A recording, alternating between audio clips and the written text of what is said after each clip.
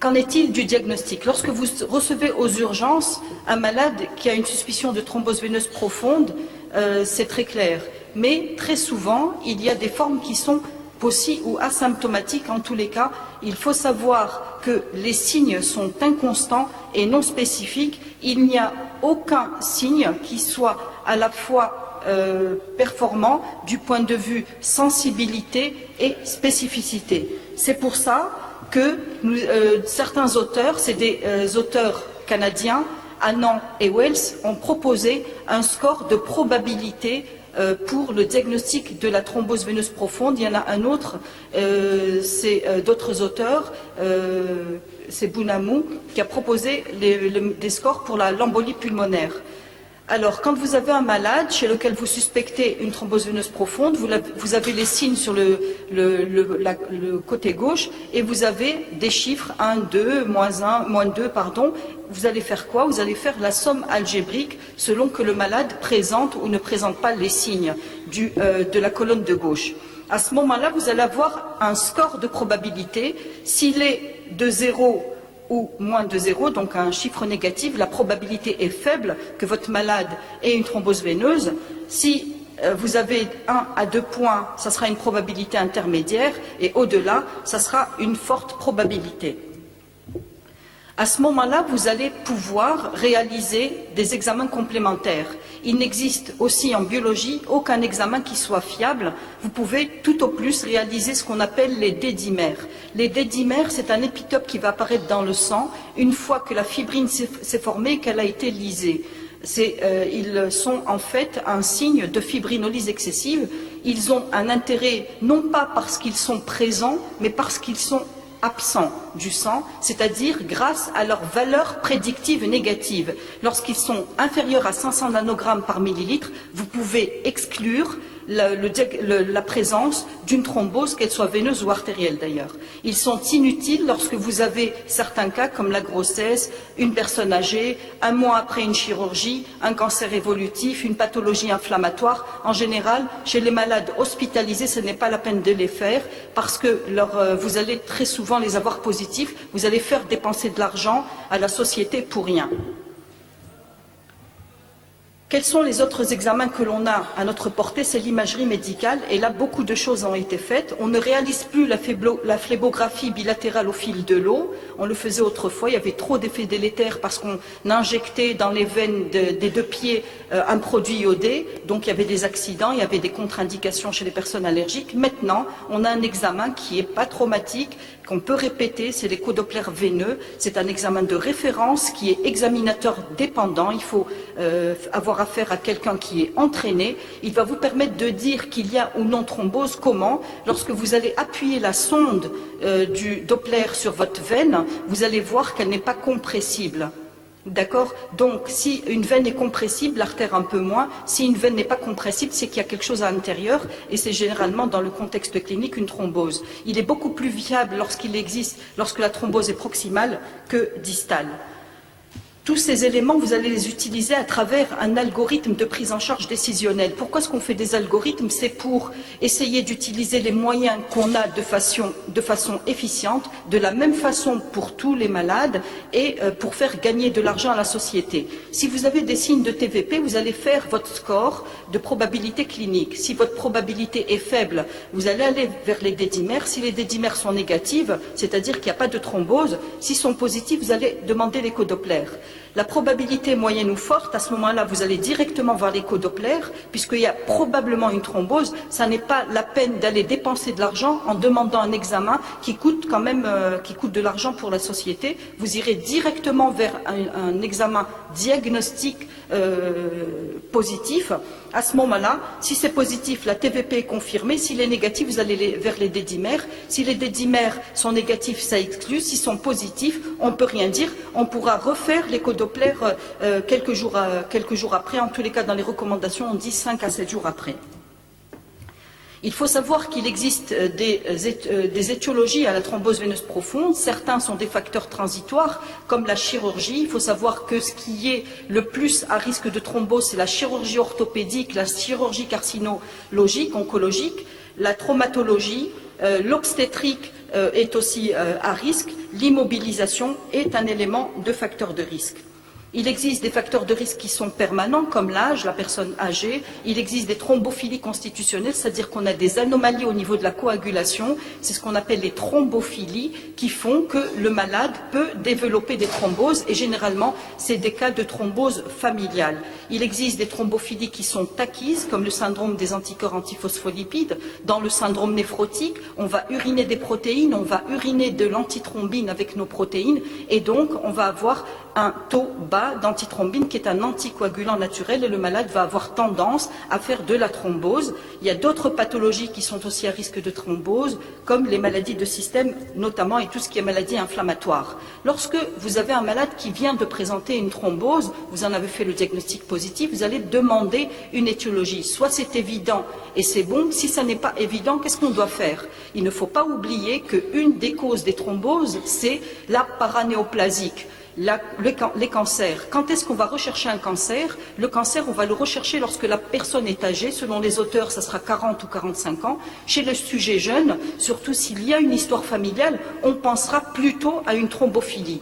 Donc le cancer, on ne va aller pas faire des marqueurs tumoraux parce que ça coûte très cher et que ça ne sert pas à grand-chose. Même lorsqu'ils sont positifs, ça ne veut pas dire qu'il y a un cancer. Ça peut être dû simplement, des fois pour certains, à un état inflammatoire. Qu'est-ce qu'on va faire? Eh bien, on va examiner complètement nos malades en n'oubliant pas de faire les touchés pelviens TV, TR chez la femme, toucher rectal chez l'homme. Ensuite, on fera, s'il y a des signes d'appel, on explorera ces éléments, on fera une formule pour rechercher, par exemple, une anémie fériprive. Si vous avez une anémie fériprive, c'est qu'il y a quelque chose qui saigne, peut-être que c'est un cancer digestif. À ce moment-là, vous irez vers d'autres explorations. Quel est le traitement et quel est son but? Le but, d'abord, c'est de réduire la mortalité. On a de très bonnes drogues sur le marché, c'est les anticoagulants. Réduire les séquelles, c'est la physiothérapie, la marche fait partie de la physiothérapie, mais surtout la contention élastique. La déambulation précoce est très importante, il faut la faire. Attention, on ne va pas marcher avant d'avoir une contention élastique. La contention élastique permettra aux malades, c'est pour ça qu'il faut la mettre le plus précocement possible, à déambuler. Si on déambule sans contention, on risque d'y avoir, surtout si c'est un embole flottant, une embolie pulmonaire. La contention élastique est importante et intéressante à mettre, non seulement pour la phase aiguë, mais aussi pour la phase chronique. Il y a Branges qui a fait un travail, qui a remarqué que lorsqu'on portait entre 6 mois, mais surtout 2 ans, une contention élastique à type de bas, jarret, c'est-à-dire que ça arrive jusqu'au niveau de la cuisse, on arrivait à diminuer de 50% le risque de voir se développer un syndrome post-phlébitique chez les malades qui ont fait une thrombose veineuse. Pour les anticoagulants, il y en a qu'on injecte, il y en a qu'on donne en péros. Ceux qu'on injecte, les plus connus maintenant et qui sont les plus utilisés, c'est les héparines de bas poids moléculaire. Elles sont utilisées depuis plus de 30 ans. Elles ont fait la preuve de leur efficacité. On utilise ces drogues depuis très longtemps, donc on sait qu'elles n'ont pas d'effet délétère à part ceux que l'on connaît, par exemple les risques de cancer, etc. Il n'y a pas tout ça. Ça existe depuis longtemps et donc c'est exclu. Les héparines non fractionnées, on est obligé de les injecter plusieurs fois par jour. On ne les utilise plus. La seule indication, c'est l'insuffisance rénale lorsque vous avez une clearance à la créate qui est inférieure à 30. Bien sûr, quand on donne un médicament, il faut faire attention aux contre-indications. Si c'est un malade qui saigne, vous allez bien réfléchir avant de mettre un anticoagulant. Ils ont des avantages, ces héparines de bas poids moléculaire, elles ont une bonne biodisponibilité, une demi-vie plasmatique augmentée, on les donne une seule injection par jour. Elles ont aussi des effets secondaires qui sont bien moins prononcés que pour l'héparine non fractionnée. Elles ont fait la preuve de leur efficacité à travers les différentes méta-analyses qui ont été réalisées depuis. Donc, qu'est-ce qu'on va faire? Dès que le diagnostic est connu, on va les donner en injectable. Il y a des drogues qui sont injectées en 2 fois par jour, il y en a d'autres en 1 fois par jour. Nous allons les donner, on n'aura pas besoin de faire de surveillance biologique, elle ne nécessite pas, comme les héparines de non fractionnées, une surveillance du TCA à plusieurs reprises. Vous allez les donner s'il n'y a pas d'hémorragie extériorisée, vous allez rechercher s'il n'y a pas de réaction au point d'injection. La recherche de taux de plaquettes, maintenant les différentes sociétés savantes et les angiologues, notamment français, vous disent que ce n'est plus la peine de le faire. Vous allez les faire seulement si vous avez un malade qui a un état vasculaire qui est assez délicat, par exemple chez quelqu'un qui a un cancer, qui risque de faire une thrombopénie, etc. etc., ou bien qu'il y a une pathologie des plaquettes. Sinon, ça n'est plus la peine de le faire durant le traitement. Il faudra le faire simplement en pré-thérapeutique. Les antivitamines K sont des drogues qui sont intéressantes parce qu'on ne peut pas continuer à donner en injectable de façon répétée une drogue pendant plusieurs mois. Donc, ils sont là pour prendre le relais. Ils sont intéressants parce qu'ils provoquent un effet anticoagulant en agissant sur les différents facteurs de la coagulation qui sont synthétisés au niveau du foie. C'est le 2, le 7, le 9, le 10, mais même aussi les anticoagulants naturels, la protéine C et la protéine S.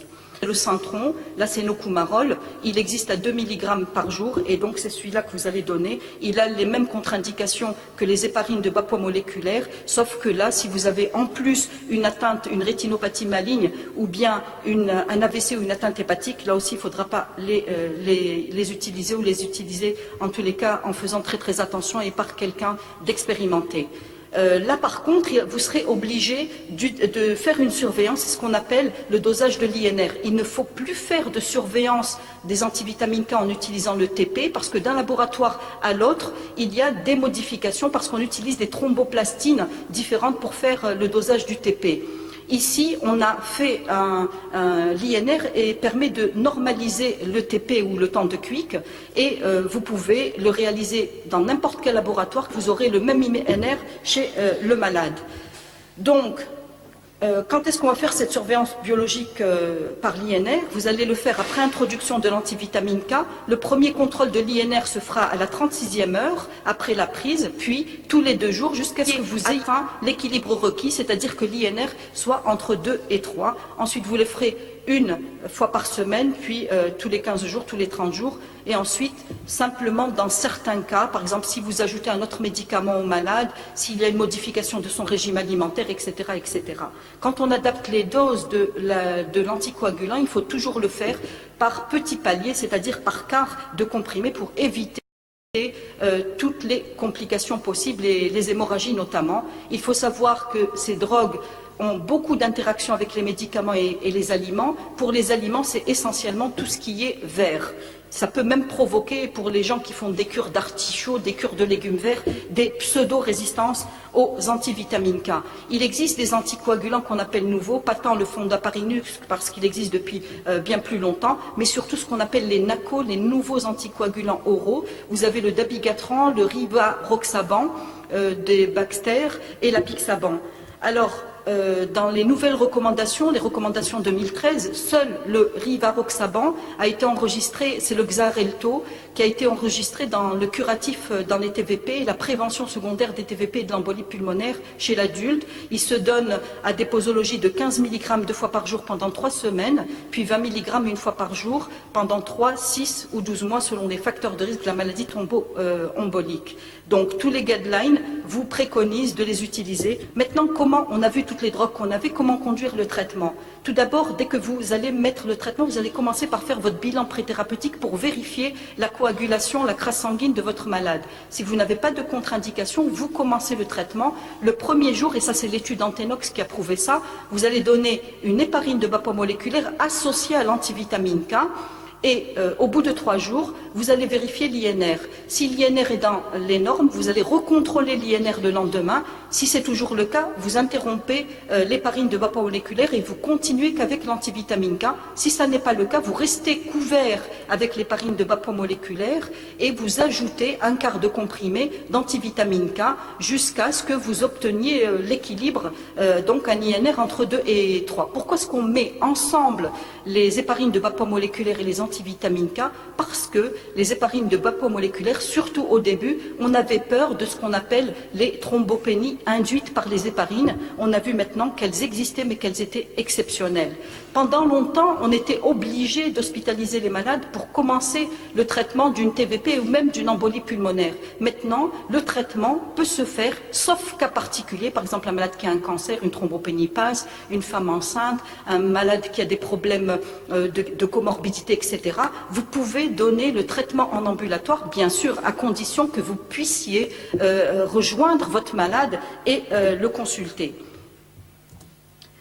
Combien de temps va-t-on traiter? Ça dépendra, généralement c'est entre 3 à 6 mois, ça dépendra 3 mois s'il y a un facteur de risque transitoire et 6 mois si vous n'avez pas trouvé de facteur de risque et au long cours si le malade a fait plus de thromboses veineuses profondes.